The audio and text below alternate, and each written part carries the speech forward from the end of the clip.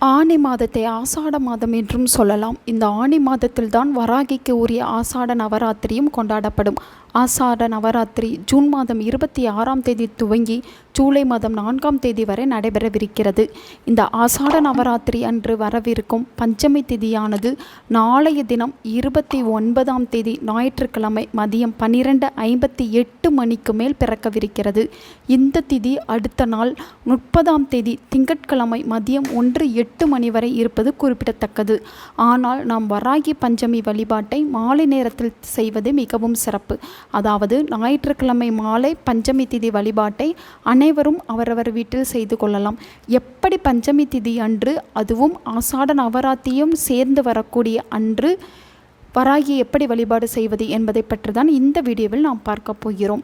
உங்களுடைய வீட்டில் வராகியின் திருவுருவப் படம் இருந்தால், சிலை இருந்தால் அதற்கு என்னென்ன வழிபாட்டு முறைகள் இருக்கிறதோ அதையெல்லாம் பின்பற்றி கொள்ளுங்கள். வராகி திருவுருவப் படம், சிலை எதுவும் இருந்தாலும் அந்த வராகிக்கு நாளைய தினம் கட்டாயமாக கிழங்கு வகைகளை அவித்து நெய்வேத்தியம் வைக்க வேண்டும். அதாவது உருளைக்கிழங்கு, சர்க்கரை வள்ளிக்கிழங்கு வைப்பது மிகவும் சிறப்பு. ஒரு சர்க்கரை பொங்கல் நெய்வேத்தியம் வைக்க வேண்டும். 1 டம்ளர் பானகம் வைக்க வேண்டும். அந்த பானகமும் மாதுளம்பழ சாறாக இருந்தால் மிகவும் சிறப்பு. நாளைய தினம் வராகிக்கு அதிமுக்கியமான நாள் ஆசாட நவராத்திரி பஞ்சமி. எங்கள் வீட்டில் வராகியின் சிலை, சிறுவுருவப்படம் எதுவுமே இல்லை. நாங்கள் என்ன செய்வது? நாளை மாலை 6:30 மணிக்கு மேல் பூஜை அறையில் விளக்கேற்றி வைத்துவிட்டு உங்களால் முடிந்த பிரசாதம் செய்து பூஜை அறையில் வைக்கலாம். உங்கள் வீட்டில் இருக்கும் எந்த அம்மனையும் வராகி தாயாக நினைத்து கொள்ளலாம். வீட்டில் கருமாரியம்மன், மீனாட்சி அம்மன், மாரியம்மன், எந்த அம்மனின் திருவுருவப்படம் இருந்தாலும் அதை வராகியாக பாவித்து கொள்ளுங்கள்.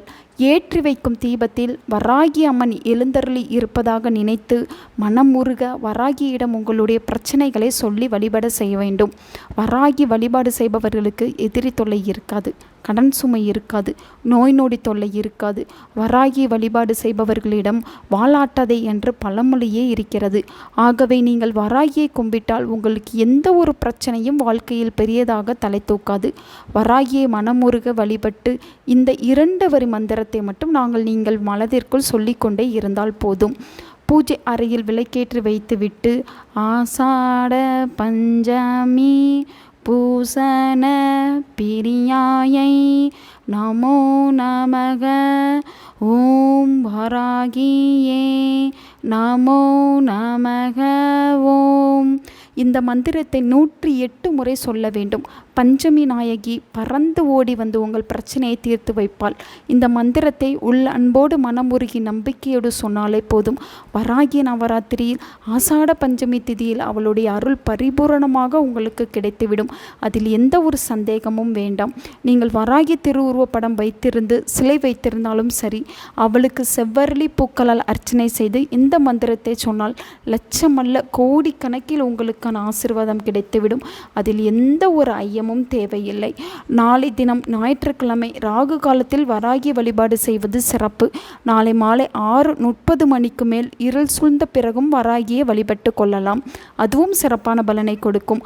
வராகிக்கு நாளைய தினம் மஞ்சள் மாலை கட்டி போடலாம், வெற்றிலை மாலை கட்டி போடலாம், மாதுளம்பழம் முத்துக்களால் அர்ச்சனை செய்யலாம், தேங்காய் தீபம் ஏற்றலாம், நெய் தீபம் ஏற்றலாம். நீங்கள் ஆசைப்பட்டு என்ன செய்தாலும் அவள் அதை மனமோடு ஏற்றுக்கொள்ளுவாள். உங்களுக்கான ஆசீர்வாதங்களை வழங்கி விடுவாள். அவள் பெரிய உக்கிர தெய்வம் அல்ல, குழந்தை உள்ளம் கொண்ட ஒரு தெய்வம். அவ்வளவுதான். அன்போடு பாசத்தோடு கூப்பிட்டால் ஓடி வந்து உங்கள் வீட்டிலேயே அமர்ந்து கொள்வாள். வராகியை பற்றி சொல்வதற்கு இனி வார்த்தை இல்லை. அவரவர் வழிபாடு செய்து அதனை உணர்ந்து கொண்டு புரிந்து கொள்ளுங்கள். நம்பிக்கையே வாழ்க்கை. உங்கள் நண்பர்களுக்கும் உங்கள் உறவினர்களுக்கும் இந்த வீடியோவை ஷேர் பண்ணுங்கள். அவங்களும் இதை பற்றி தெரிஞ்சுக்கிடட்டும். ஆன்மீகம் டிவி தமிழ் சேனலை சப்ஸ்கிரைப் பண்ணுங்கள்.